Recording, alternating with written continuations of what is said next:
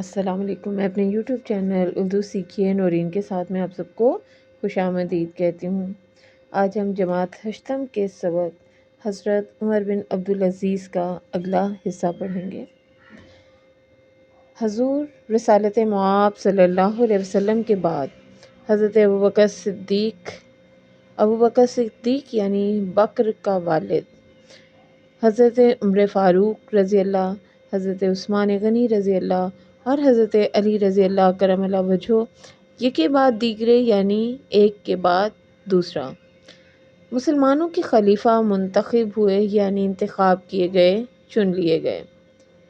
ان چاروں خلفاء کا دور یعنی زمانہ، عہد رسالت کے بعد، عہد رسالت یعنی رسول اللہ صلی اللہ علیہ وسلم کے دور کے بعد، امن، سلامتی، عدل و انصاف اور اسلامی احکامات کے نفاذ کا بہترین دور ہے۔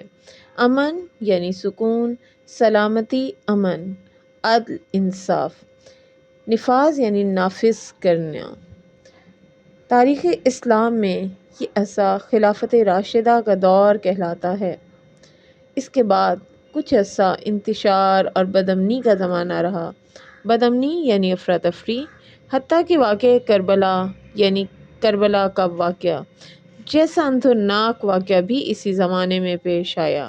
اندھوناک یعنی دردناک، تاہم اسلام کو پھر ایک ایسا متقی انسان خلفائے راشد کے طور پر میسر آیا، متقی یعنی پرہیزگار، میسر آیا، ملا، جس نے خلافت راشدہ کے دور کی یاد تازہ کر دی۔ دور، زمانہ، یہی وجہ ہے یعنی سبب ہے کہ ان کے عہد خلافت کو خلافت راشدہ کے دور ہی کی توسیع کہا جاتا ہے۔ توسیع یعنی بڑھنا، عہد خلافت، خلافت کا زمانہ، اور عمدہ حکمرانی کی وجہ سے انہیں حضرت عمر فاروق رضی اللہ سے تشبیہ دیتے ہوئے عمر ثانی یعنی دوسرا عمر کا خطاب بھی دیا گیا۔ خطاب بیٹا وہ وصفی نام ہوتا ہے جو کسی خوبی کی وجہ سے دیا جائے اور یہ لوگ دیتے ہیں، حکومت دیتی ہے۔ یہ ہستی تاریخ اسلام میں حضرت عمر بن عبدالعزیز رحمۃ اللہ علیہ کے نام سے جانی اور پہچانی جاتی ہے یعنی مشہور ہے۔ حضرت عمر بن عبدالعزیز 681 عیسوی بمطابق 61 ہجری میں مدینہ منورہ میں بنو امیہ کے شاہی خاندان میں پیدا ہوئے۔ شاہی یعنی بادشاہوں کے۔ آپ رحمۃ اللہ کی والدہ ماجدہ حضرت عمر فاروق رضی اللہ کی پوتی تھیں یعنی ان کے بیٹے کی بیٹی تھیں۔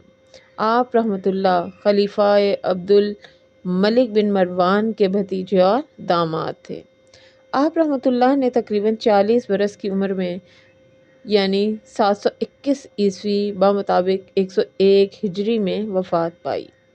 آپ رحمۃ اللہ نے دنیا میں ظاہری طور پر تو بہت مختصر عمر پائی، مختصر یعنی تھوڑی کم، مگر اپنے ایمان، سچائی اور انصاف پروری، دینداری، رحم دلی اور لازوال اخلاقی جرأتوں کی وجہ سے ابدی زندگی سے نوازے گئے۔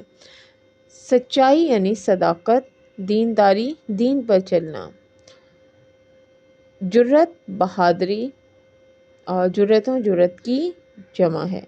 وجہ، سبب، ابدی زندگی یعنی ہمیشہ کی زندگی سے نوازے گئے۔ آپ رحمۃ اللہ کی خدمات اسلامی تعلیمات کا سنہرا باب ہے یعنی ایسا باب جسے سنہری حروف میں تحریر کیا جانا چاہیے۔ اس اقتباس میں مصنف حضرت عمر بن عبدالعزیز کے حوالے سے بتاتے ہیں اور اس دور کا ذکر کرتے ہیں۔ تو اس اقتباس کا آغاز حضور رسالت مآب صلی اللہ علیہ وسلم اور دیگر خلفاء کے ناموں سے کیا گیا کہ حضور کے بعد، حضور صلی اللہ علیہ وسلم کے بعد حضرت ابوبکر صدیق رضی اللہ، حضرت عمر فاروق رضی اللہ، حضرت عثمان غنی اور حضرت علی کرم اللہ وجہہ یکے بعد دیگرے یعنی ایک کے بعد دوسرا خلیفہ بنا۔ پہلے خلیفہ حضرت ابوبکر صدیق رضی اللہ تھے، پھر حضرت عمر فاروق دوسرے اور حضرت عثمان غنی تیسرے، اور حضرت علی کرم اللہ وجہہ چوتھے خلیفہ منتخب ہوئے۔ اور ان چاروں خلفاء کا دور حضور صلی اللہ علیہ وسلم کے دور کے بعد بہترین دور خیال کیا جاتا ہے، کیونکہ وہ دور ایسا تھا کہ جس میں ہر طرف امن، سکون، عدل و انصاف دکھائی دیتا تھا، اور ہر ایک کے ساتھ انصاف کا برتاؤ کیا جاتا تھا۔ امیر غریب کی کوئی تفریق نہیں تھی، حاکم و محکوم کی کوئی تفریق نہیں تھی، بلکہ صرف اور صرف انصاف کا ساتھ دیا جاتا تھا۔ یہی وجہ تھی کہ اس دور میں ہر طرف امن اور سکون دکھائی دیتا تھا، اور وہ علاقہ، وہ جگہیں امن و سکون کا گہوارہ تھیں۔ اور اسلامی احکامات کے نفاذ کے حوالے سے بھی یہ بہترین دور خیال کیا جاتا ہے۔ تاریخ اسلام میں یہ ایسا خلافت راشدہ کا دور کہلاتا ہے کہ اس دور میں اسلامی احکامات کے نفاذ کا جتنی عمدگی سے خیال رکھا گیا، اس کے بعد یہ سلسلہ دکھائی نہیں دیا۔ اس کے بعد کچھ ایسا انتشار اور بدامنی کا زمانہ رہا کہ ہر طرف افراتفری تھی، بے چینی تھی، لوگ ایک دوسرے کے دشمن ہو گئے، اور جہالت عام ہو گئی، اور جس کی لاٹھی اس کا بھینس والا سلسلہ دوبارہ سے شروع ہو گیا، اور طاقتور کو ہی اور با اختیار لوگوں کو ہی زیادہ اہمیت دی جانے لگی، اور دوبارہ سے ایک بار پھر طاقتور کا زور چلنے لگا، پیسے والوں کو لوگ پوجنے لگے، اور انہی کی باتوں کو اہمیت دی جانے لگی۔ حتیٰ کہ واقعہ کربلا جیسا اندھناک اور دردناک واقعہ بھی اسی زمانے میں پیش آیا، جب حضرت امام حسین رضی اللہ تعالیٰ عنہ کربلا گئے، اور وہاں پر انہیں اور ان کے خاندان کے دیگر افراد کو تکالیف دی گئیں، اذیتیں دی گئیں، اور بالآخر انہیں شہید کر دیا گیا۔ اور انہیں اتنی اذیتیں دی گئیں کہ وہاں پر موجود معصوم بچہ علی اصغر جو ہے وہ بھی اس واقعے کی نظر ہو گیا، لیکن حضرت امام حسین رضی اللہ نے اسلام کا بول بالا کر دیا، اور انہوں نے یزید کے ہاتھ پر بیعت نہیں کی۔ تو یہ جو اندھناک واقعہ ہے، دردناک واقعہ ہے، یہ بھی اسی دور میں پیش آیا۔ تاہم اسلام کو پھر ایک ایسا متقی اور پرہیزگار خلیفہ میسر آیا جس کا نام حضرت عمر بن عبدالعزیز ہے۔ کہا جاتا ہے کہ جس ان کے دور میں خلافت راشدہ کے دور کی یاد تازہ کروا دی، کیونکہ وہ حضرت عمر فاروق رضی اللہ کی طرح انصاف کے علمبردار تھے، اور اسلامی تعلیمات پر عمل کرتے تھے، اور اسلامی احکامات کو نافذ کرنے میں دیر نہیں کرتے تھے۔ یہی وجہ ہے کہ ان کے عہد خلافت کو خلافت راشدہ کے دور ہی کی توسیع کہا جاتا ہے، اور عمدہ حکمرانی کی وجہ سے انہیں حضرت عمر فاروق سے تشبیہ دیتے ہوئے عمر ثانی کا خطاب بھی دیا گیا، کیونکہ ان میں حضرت عمر فاروق جیسی خوبیاں موجود تھیں، اس لیے انہیں حضرت عمر فاروق سے تشبیہ دی گئی۔ اور یہ ہستی تاریخ اسلام میں حضرت عمر بن عبدالعزیز رحمۃ اللہ کے نام سے مشہور ہے، جانی پہچانی جاتی ہے۔